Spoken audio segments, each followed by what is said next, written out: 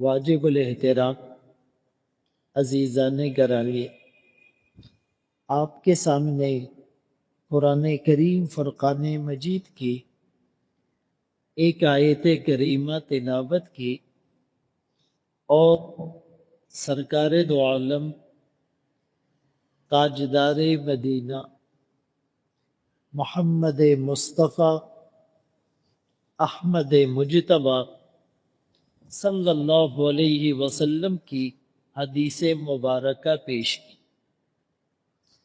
اس آیت میں اللہ فرماتے ہیں کہ بے شک اللہ کے ہاں جو دین ہے پسندیدہ دین، منتخب دین، چنیدہ دین، وہ دین اسلام ہے۔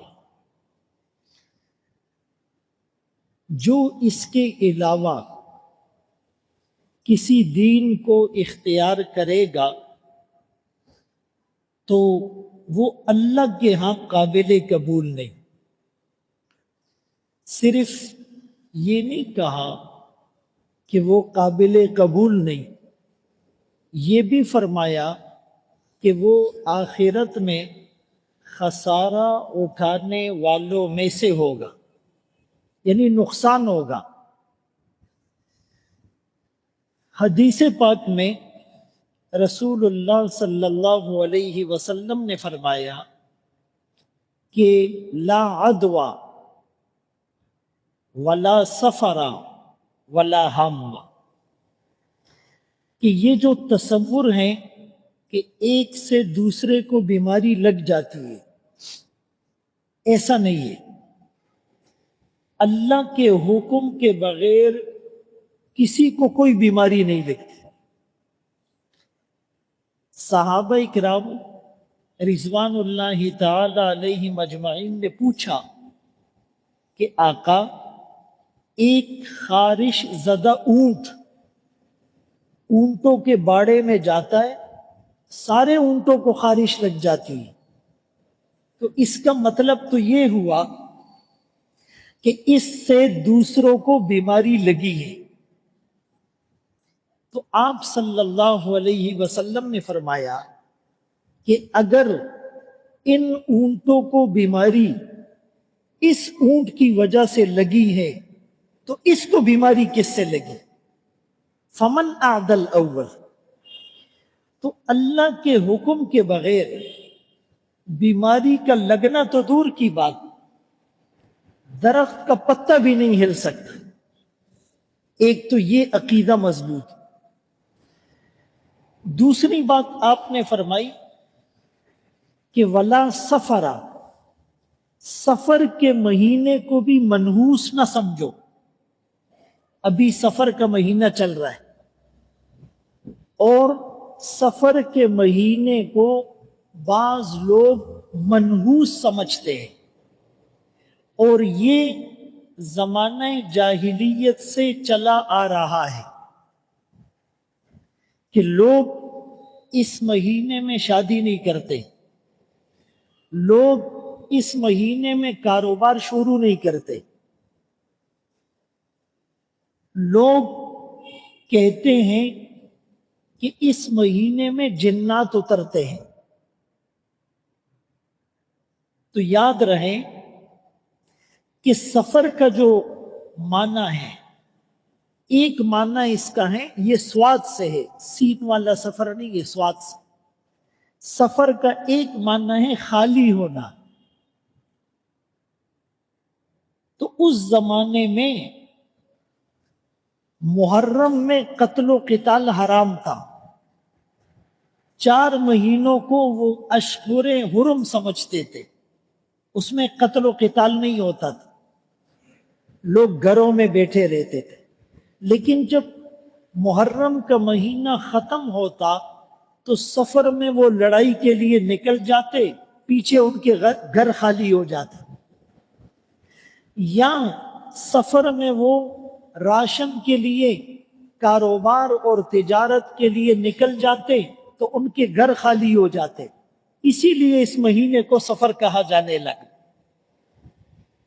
سفر کا دوسرا معنی ہے زرد، پیلا۔ پہلی دفعہ سفر کا مہینہ موسم خزاں میں آیا، اور موسم خزاں میں پتے زرد ہو جاتے ہیں اور جڑ جاتے ہیں، تو اسی لیے اس مہینے کا نام سفر ہو گیا۔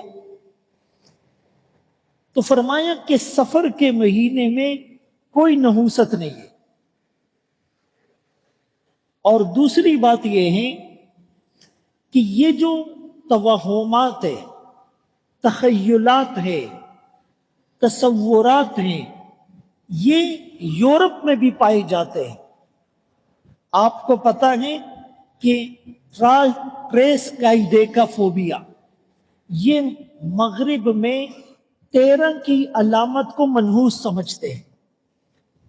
آپ میں سے جس کے انٹرنیشنل سفر ہوتے ہیں، بڑے بڑے ہوٹلوں میں قیام ہوتا ہے، ان ہوٹل کی لفٹ میں چلتے ہیں، انہوں نے غور کیا ہوگا کہ بڑے بڑے ہوٹل میں لفٹ میں 13 کا نمبر نہیں ہوتا۔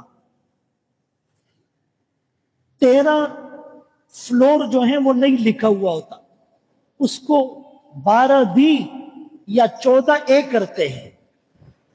13 نمبر کا کمرہ نہیں ہوتا۔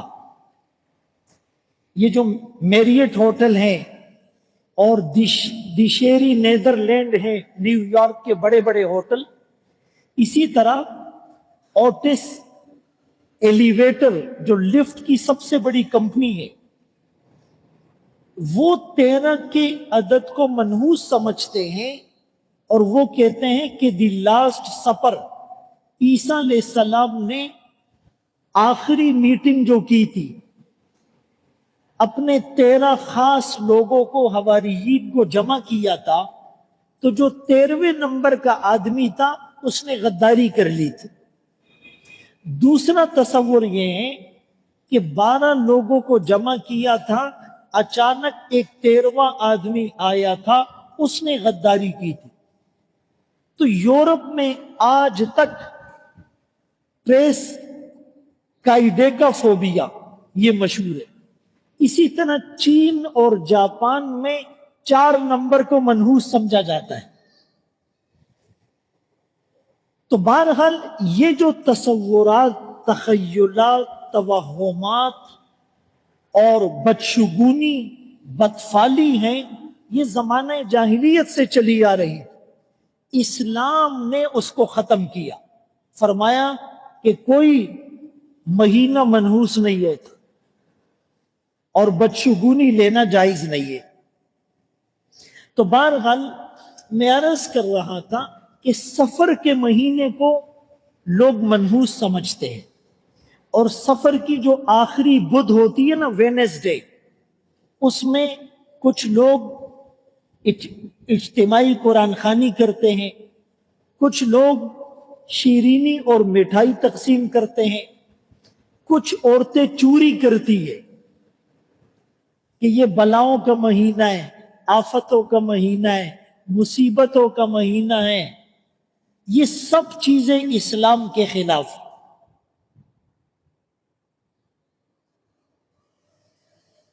میرے محترم دوستوں، بھائیوں، بزرگوں،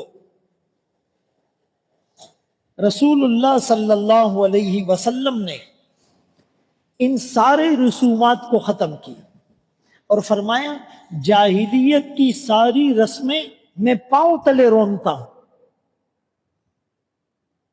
لیکن بدقسمتی کی بات ہے کہ اتنا عرصہ گزرنے کے باوجود بھی، اتنی ترقی اور ٹیکنالوجی کے باوجود بھی، وہی رسمیں اور وہی فرسودہ خیالات آج بھی ہمارے درمیان موجود ہیں۔ تو سفر کے مہینے کو منحوس سمجھنے کی ایک وجہ، اور اس کے آخری بدھ کو جو یہ مٹھائی وغیرہ تقسیم ہوتی تھی، اس کی ایک وجہ اور جواز ان کے پاس یہ ہے کہ رسول اللہ صلی اللہ علیہ وسلم نے فرمایا کہ من بشرنی بخروج سفر، کہ جس نے مجھے سفر کا مہینہ ختم ہونے کی خوشخبری دی، میں اس کو جنت کی خوشخبری دوں گا، یہ حدیث پیش کرتے ہیں۔ تو یاد رہے یہ حدیث موضوع ہے، من گھڑت ہے، لا اصل لہو، اس کی کوئی اصل نہیں، اس کی کوئی سند نہیں، اس کا کوئی ثبوت نہیں، اس کی کوئی تحقیق نہیں۔ بہت سی چیزیں حدیث بنا کر پیش کی جاتی ہیں اور وہ حدیث نہیں ہوتی۔ بہت سے اقوال زری کو، بزرگوں کے واقعات کو حدیث کا لیبل لگا کر پیش کیا جاتا ہے، وہ حدیث نہیں ہوتی۔ تو بہت زیادہ احتیاط کی ضرورت ہے۔ ہم جو چیز فیس بک میں دیکھتے ہیں، پڑھتے ہیں، اس کو آگے فارورڈ کر دیتے، تحقیق نہیں کرتے صحیح ہے غلط ہے۔ رسول اللہ صلی اللہ علیہ وسلم نے فرمایا، من کذب علی متعمدا، کہ جس نے مجھ پر جان بوجھ کر جھوٹ باندھا، فَلْيَتَبَوَّأْ مَقْعَدَهُ مِنَ النَّارِ، وہ جہنم کو اپنا ٹھکانہ بنا لے۔ تو یہ نبی پر جھوٹ نہیں ہے کہ حدیث نہیں ہے اور ہم کہتے ہیں حدیث ہے۔ اور ایک حدیث پاک میں رسول اللہ صلی اللہ علیہ وسلم نے فرمایا، کفا بالمرء کذبا ان یحدث بکل ما سمع، آدمی کے جھوٹا ہونے کے لیے اتنا کافی ہے کہ کوئی بات سنے اور بغیر تحقیق کے پھیلانا شروع کر دے۔ بھائی پہلے تو کسی بات کو پھیلانے میں وقت لگتا تھا، میں آپ کو بتاتا تھا، آپ اس کو بتاتے تھے، وہ اس کو بتاتا تھا، تو 100 لوگوں تک بات پہنچنے میں مہینہ لگ جاتا تھا، 2 مہینے لگ جاتے تھے۔ ابھی تو فیس بک پر ایک کلک کرنا ہے، ایک لائک کرنا ہے، فارورڈ کا بٹن دبانا ہے، شیئر کا بٹن دبانا ہے، کاپی پیسٹ کرنا ہے، فارورڈ ٹو مینی کرنا ہے، اور ہزاروں لاکھوں لوگوں تک وہ بات پہنچ جاتی۔ اب میرے ایک غلط کلک سے، ایک غلط شیئر سے لاکھوں لوگوں تک غلط پیغام چلا گیا اور لاکھوں لوگ اس پر عمل کرتے رہے، ان سب کا گناہ مجھے ملے گا۔ ہم تو خوش ہوتے ہیں نا، بھائی ٹیکنالوجی نے ترقی کر لی، فیس بک آ گیا، یوٹیوب آ گیا، انسٹا آ گیا، ٹک ٹاک آ گیا، گوگل آ گیا، لنکڈ آ گیا، اور یہ جو جی بی ہوتا ہے ڈیٹا، یہ سستا ہو گیا۔ ڈیوائس لگاؤ، 1000-1500 روپے دو اور پورا مہینہ جو چاہے کرتے پھر۔ ہم تو خوش ہو رہے۔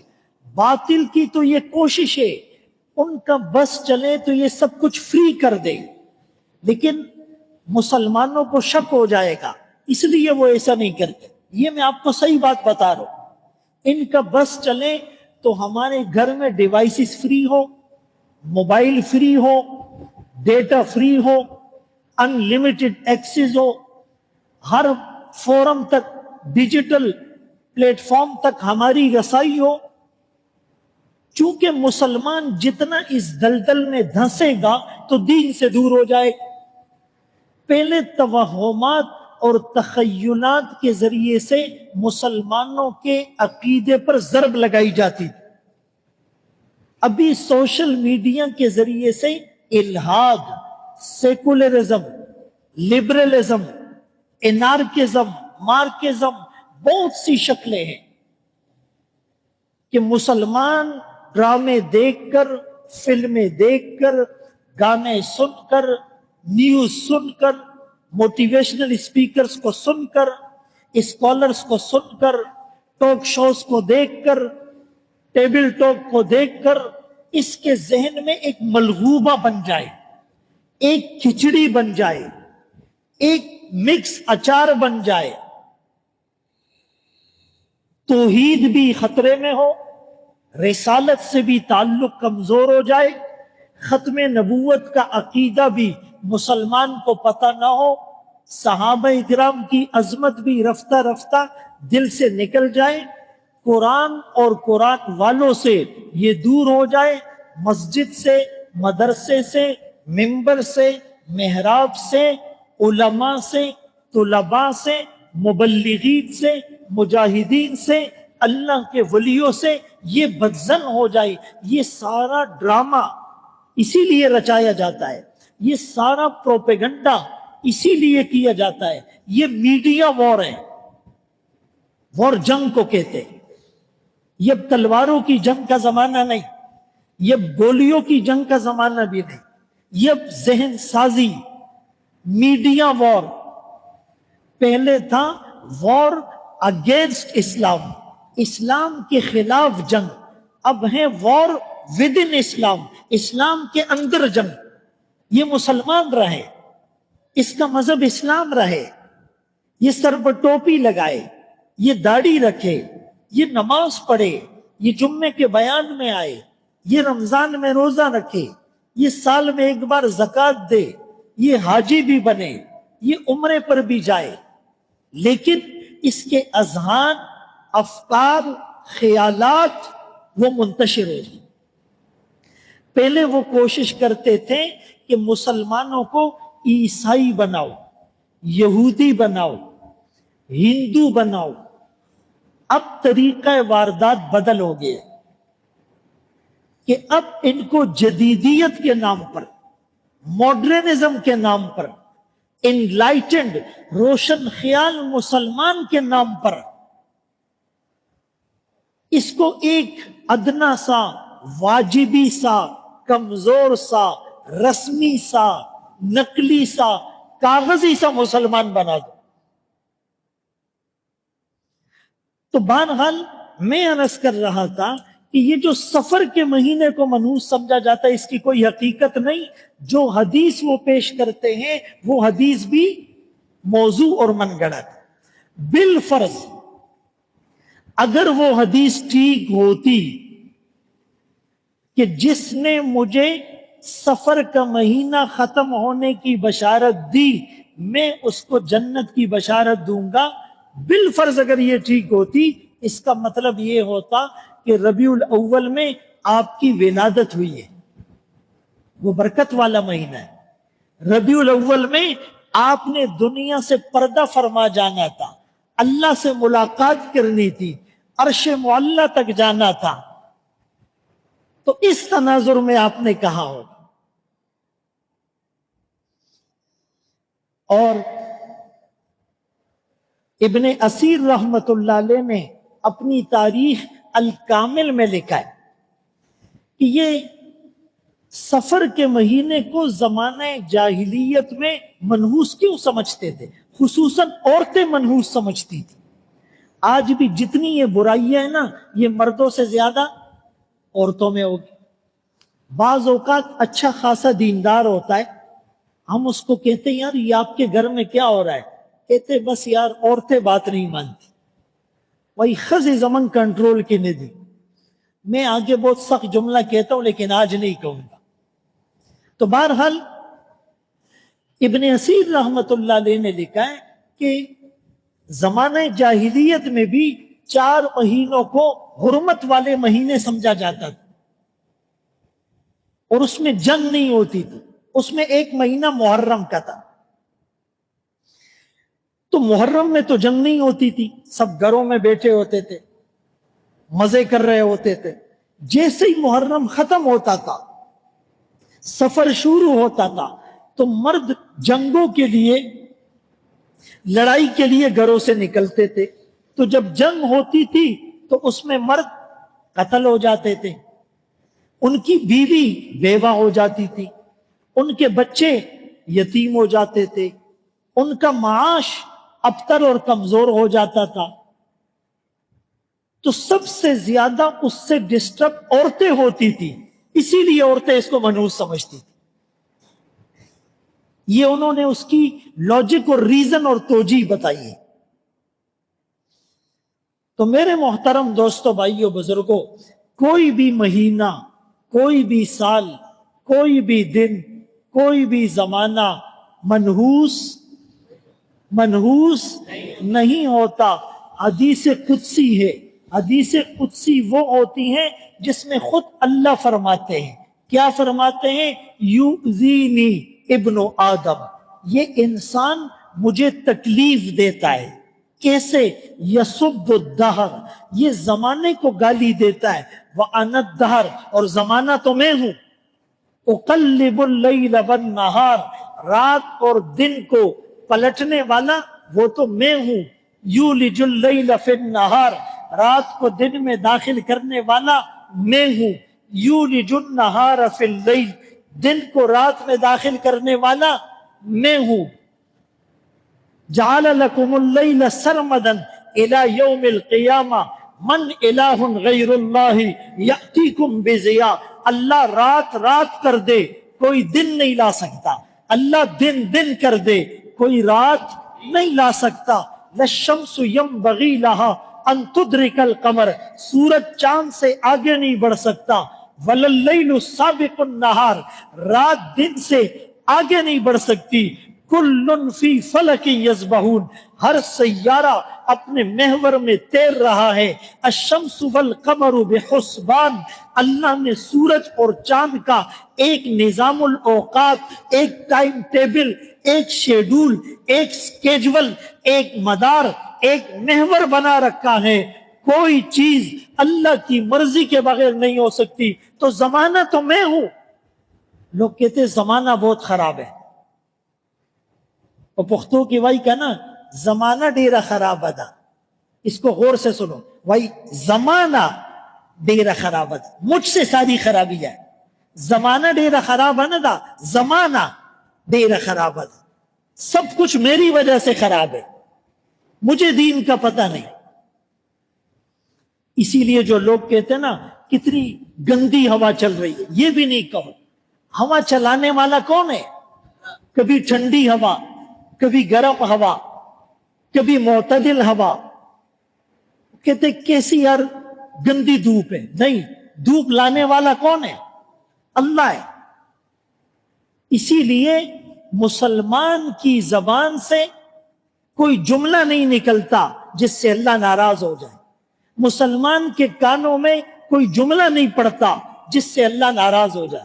مسلمان کی نگاہ ماں نہیں پڑتی جس سے اللہ ناراض ہو جائے. مسلمان کے ہاتھ اس کو نہیں چھوتے جس سے اللہ ناراض ہو جائے. مسلمان کے پاؤں وہاں نہیں لگتے جس سے اللہ ناراض ہو جائے. مسلمان کے پیٹ میں وہ لقمہ نہیں آتا جس سے اللہ ناراض ہو جائے. مسلمان کی جیب میں وہ سکہ نہیں آتا جس سے اللہ ناراض ہو جائے. مسلمان کے ذہن میں وہ خیال نہیں آتا جس سے اللہ ناراض ہو جائے. مسلمان کے دل میں وہ وسوسہ نہیں آتا جس سے اللہ ناراض ہو جائے. مسلمان کے دانتوں میں وہ دانہ نہیں آتا جس سے اللہ ناراض ہو جائے. مسلمان کی ناک میں وہ خوشبو نہیں آتی جس سے اللہ ناراض ہو جائے. اسی لیے تو کہا پورے مسلمان بن جاؤ، پورے اسلام میں داخل ہو جاؤ. تم بھی مسلمان، تمہاری آنکھ بھی مسلمان، تمہارے کان بھی مسلمان، تمہاری زبان بھی مسلمان، تمہارا دل بھی مسلمان، تمہارے ہاتھ بھی مسلمان، تمہارے پاؤں بھی مسلمان. اگر آج ہم اسیسمنٹ ٹیسٹ کر لے، اپنا محاسبہ کر لے، تو ہمیں جواب ملے گا آنکھ 20% مسلمان ہے، کان 40% مسلمان ہے، زبان 50% مسلمان ہے، ہاتھ 50% مسلمان ہے، پاؤں 50% مسلمان ہے، پیٹ 50% مسلمان ہے، جیب میں پڑا سکہ 50% حلال کا ہے. گھر کے اندر جو کام ہو رہے ہیں وہ 50% مسلمانوں والے. گلی میں، محلے میں، دکان میں، معاشرے میں، ملک میں جو ہو رہا ہے وہ 50% مسلمان ہے. پورا مسلمان ہوتا دنیا کا نقشہ تبدیل ہو جاتا. اسی لیے مسلمان کا عقیدہ مضبوط ہونا چاہیے. اب اس بدشگونی سے بچنا کیسے؟ حدیث پاک میں طریقہ بتلائے. تم عقیدے کو سیکھو، عقیدے پر محنت کرو، عقیدے والوں کے ساتھ زیادہ اٹھنا بیٹھنا کرو، عقیدہ ٹھیک ہو جائے گا. اور دعا بتائی، اللہم لا یأتی بالحسنات الا انت، اللہ کوئی نیکی نہیں ہوتی مگر تیری توفیق سے، ولا يدفع السیئات الا انت، کوئی برائی ہم سے دور نہیں جاتی مگر تیرے حکم سے، لا حول ولا قوت الا باللہ، یہ دعا سیکھو۔ لا حول ولا قوت تو سب کو یاد ہے، کہتے ہیں لا حول لا حول، یہ بھی آدھا کہتے ہیں لا حول ولا قوت، بہت سے لوگ کہتے ہیں لا حول لا حول، لیکن اس کا معنی کسی کو نہیں پتا ہے۔ میرا تو جی چاہتا ہے کبھی کبھی میں پوچھوں آپ لوگوں سے، کھڑا کر کے پوچھوں، نام لے کے پوچھوں، اس لیے نہیں کہ خدا نخواستہ آپ کی تحقیر مقصود ہے، میں بہت بڑا گناہ گار، لیکن اس لیے کہ احساس پیدا ہو چپ خبر راشی ددن غٹ مسلمان نشتے، تبلیغی بیچارے جس کے پاس جاتے نا سے روزہ لگاؤ، کہتے بولے منگر تو مسلمانان نہ، ہم تمہیں مسلمان نہیں لگتے، اور کسی عالم کے اوپر بات کیسے کرتے ہیں، یہ مولانا صاحب نے یہ بات غلط کی ہے، ماشاءاللہ بولو ماشاءاللہ، قربان شمدن یار، پر لا حول باندے نہ پوئے گے، خبری ملایانو پسے کر کور کے دے نہ چلی، امیں روٹی تو امہ نہ شوید، گھر میں روٹی بیوی سے خراب ہو جائے نا، در کی وجہ سے کہہ نہیں سکتا ہے کہ جلی ہوئی روٹی، اور عالم کے پیچھے بات کرنا۔ وہ ایک بادشاہ تھا نا، اس نے اعلان کیا، بولا بھائی وہ لوگ جو اپنی بیوی سے ڈرتے ہیں وہ اس لائن میں کھڑے ہو جائیں، اور جو لوگ اپنی بیوی سے نہیں ڈرتے وہ اس لائن میں کھڑے ہو جائیں۔ ساری دنیا اس لائن میں تھی، ایک آدمی اس میں تھا۔ بادشاہ بڑا حیران ہوا، بولا یار یہ تو کمال آدمی جو بیوی سے نہیں ڈرتا ہے۔ خپکی گمنا، پٹھانوں کے علاوہ لوگ بیوی سے ڈرتے ہیں، پٹھانوں کے علاوہ لوگ بیوی سے ڈرتے ہیں، اور پٹھان وہ بیوی سے تو نہیں ڈرتا لیکن اللہ سے بھی نہیں ڈرتا ہے، وہ بیوی کے ساتھ ظلم کرتا ہے۔ بہرحال بادشاہ بڑا حیران، یہ ایک آدمی ہے یار، اس کو بلایا، اس کو انعام دیا، اس کی تعریف کی، بولا یار تم تو نڈر آدمی ہو، غیرتی زبان ہے، تم بیوی سے نہیں ڈرتے۔ اس نے کہا نہیں، یہ آپ کو کس نے کہا میں بیوی سے نہیں ڈرتا ہوں؟ بولا میں تو ڈرتا ہوں۔ بولا جب ڈرتے ہو تو اس لائن میں کیوں کھڑے ہوئے تھے؟ کہا بیوی نے کہا تھا اس لائن میں کھڑے۔ بات سمجھ میں آئی؟ تو بہرحال کیا کہہ رہا تھا میں، کوئی بھی مہینہ منحوس نہیں، یہ دعا سب سیکھیں گے، ایک دفعہ پڑھو، اللہم لا یأتی بالحسنات الا انت ولا يدفع السیئات الا انت لا حول ولا قوت الا باللہ۔ اچھا، لا حول کا مطلب کیا ہوتا ہے؟ کہ گناہ سے بچانے کی طاقت نہیں مگر اللہ کی، ولا قوت، نیکی کو کرنے کی طاقت نہیں مگر اللہ کے ذریعے سے، میرا کوئی کمال نہیں، غم حیات کے سائے محیط نہ کرنا، کسی غریب کو دل کا غریب نہ کرنا، میں امتحان کے قابل نہیں میرے مولا، مجھے گناہ کا موقع نصیب نہ کرنا، یہ اللہ کی توفیق سے ہوتا ہے۔ بہرحال ہاں ایک دن منحوس ہوتا ہے، کوئی بتا سکتے ہیں وہ کون سا دن ہے؟ بتاؤ بھائی، ایک دن منحوس ہوتا ہے، وہ کون سا دن ہے؟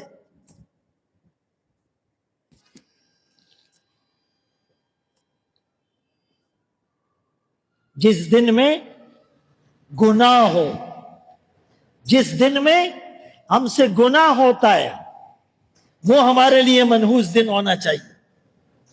جس دن میں اللہ کی نافرمانی ہو، جس دن میں اللہ ہم سے ناراض ہو، جس دن میں نبی کی سنت کو چھوڑ دے، جس دن میں گناہ کی وجہ سے میرے آقا کو تکلیف ہو، اور آقا کو تکلیف ہوتی ہے، اور حدیث پاک میں ابھی آپ نے سنا اللہ کو بھی تکلیف ہوتی ہیں جب ابن آدم گناہ کرتا ہے، گناہ سے بچو، باقی کوئی دن منحوس نہیں ہوتا۔ حدیث پاک میں رسول اللہ صلی اللہ علیہ وسلم نے فرمایا، تفصیلی حدیث ہے، آخر میں آپ نے فرمایا کہ قیامت کے دن سارے نبی جمع ہوں گے، ایسا نبی بھی ہوگا جس کی امت میں ایک آدمی بھی ان کے ساتھ نہیں ہوگا، ایسے نبی بھی ہوں گے جن کے ساتھ صرف ایک امتی ہو، کسی کے ساتھ تھوڑے سے ہوں گے، کا ایک بہت بڑا لشکر نظر آئے گا، مجھے ایسا لگے گا یہ میری امت ہے، کہا جائے گا یہ موسیٰ علیہ السلام کی امت ہے، وہ بھی زیادہ ہوں گے، پھر مجھے میری امت دکھائی جائے گی، وہ سب سے زیادہ ہوگی، اور فرمایا میری امت میں 70,000 لوگ ایسے ہوں گے جو بغیر حساب کتاب کے جنت میں جائیں گے۔ کون یہ چاہتا ہے کہ میں ان 70,000 میں سے بن جاؤں؟ اس کے لیے کیا کرنا پڑے گا؟ فرمایا وہ لوگ جو شرک اور بدعت والے جھاڑ پھونک نہیں کرتے، بیمار ہوا کسی نے کہا عیسائی کے پاس جاؤ گے ٹھیک ہو جاؤ گے، کسی نے کہا کالا جادو ہے اس کا توڑ صرف ہندو کے پاس ہے اور ہم چلے گئے، یہ نہیں جائے گا۔ فرمایا من اتا کاہنن، جو کسی نجومی کے پاس گیا، پامسٹ کے پاس گیا، ہاتھ دکھایا اور اس کی بات پر یقین کیا، اس نے محمد عربی صلی اللہ علیہ وسلم اور اس کے دین کا انکار کیا، ان 70,000 لوگوں کی پہلی نشانی وہ شرک اور بدعت والے جھاڑ پھونک نہیں کریں گے، وہ آگ کے ذریعے سے علاج اور داغ نہیں لگوائیں گے، ولا یتطیرون، وہ بدفعلی نہیں کریں گے، پرندے کو منحوس نہیں سمجھیں گے۔ لوگ کہتے صبح صبح کالی بلی کو دیکھ لیا دن اچھا نہیں گزرے گا، اسی لیے 2 کروڑ کی گاڑی لی اور پھٹا ہوا جوتا لٹکا دیا، بولا نظر نہیں لگے، 10 کروڑ کا گھر بنایا اور اوپر پرانے سینگ بولو لگا دیے، بولا نظر نہ لگے۔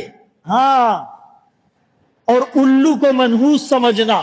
ایک بادشاہ کا دربار تھا اور اس دربار میں اچانک ایک الو آ گیا، تو لوگوں نے کہا آج کا دن تو بڑا منحوس ہے، الو آ گیا، اب کیا ہوگا؟ بادشاہ بھی پریشان۔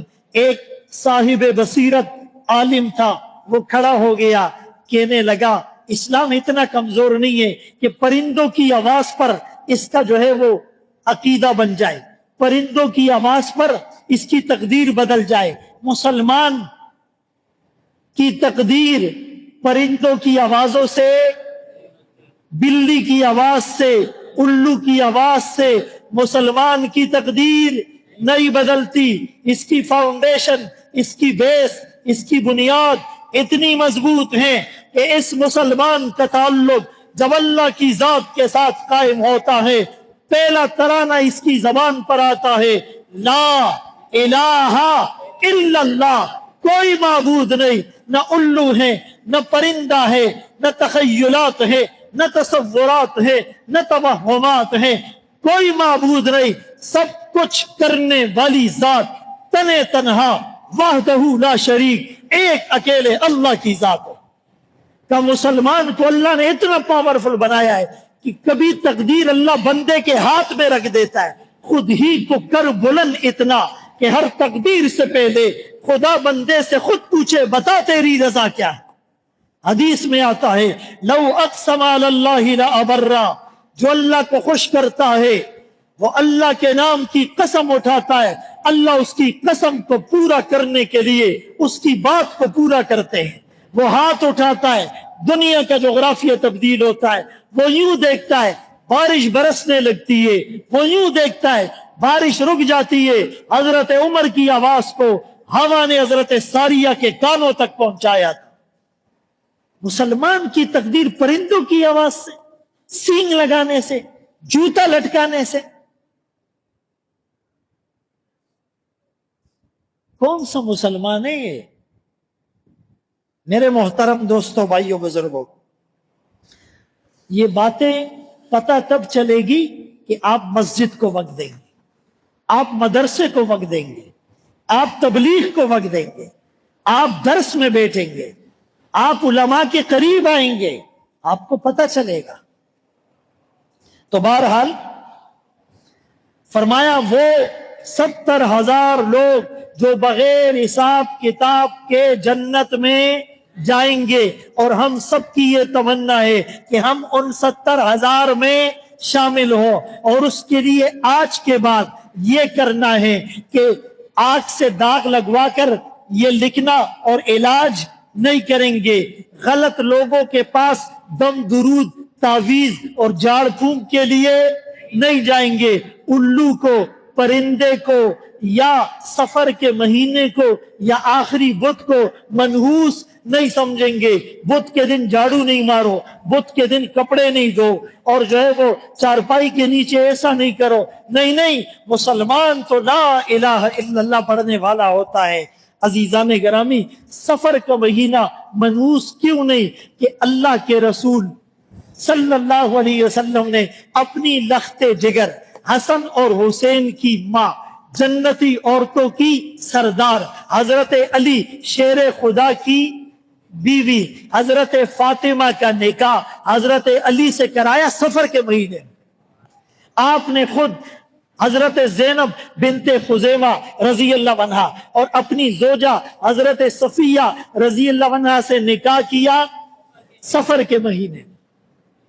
حضرت علی رضی اللہ عنہ لشکر لے کر نکل رہے تھے، کوئی مہینہ ہوگا، کسی نے کہہ دیا جی اس وقت میں سفر کے لیے نکلنا ٹھیک نہیں، شکست ہو جائے گی۔ آپ نے کہا ابھی تو ضرور نکلیں گے، سب کو لے کر نکلے اور فتح ہو گئی۔ واپس آ کر کہنے لگے اگر ہم اس کی بات مان لیتے تو پھر یہ کہتا کہ دیکھو میری بات مانی اسی لیے شکست سے بچ گئے، ہمیں تو فتح ہو گئی۔ اللہ اکبر کبیرہ۔ تو مسلمان اشرف المخلوقات ہیں، ساری مخلوقات میں اللہ نے اس کو اشرف برتر بنایا ہے۔ اس کا کیا مطلب؟ یہ ساری مخلوق اس کے تابع ہیں، یہ سپیریئر ہے، ساری مخلوق خادم ہے، یہ مخدوم ہے، ساری مخلوق فالوور ہے اور یہ مقتدا ہے، پیشوا ہے، رہنما ہے، قائد ہے، لیڈر ہے، لیڈ کرنے والا ہے۔ مسلمان کا عقیدہ اتنا مضبوط ہوگا کہ دنیا کی کوئی طاقت اس کے عقیدے کی دیوار میں رکھنا اور دراڑ نہیں ڈال سکتی۔ اللہ ہم سب کو ان باتوں پر عمل کی توفیق نصیب فرمائے۔ وآخر دعوانا ان الحمدللہ رب العالمین۔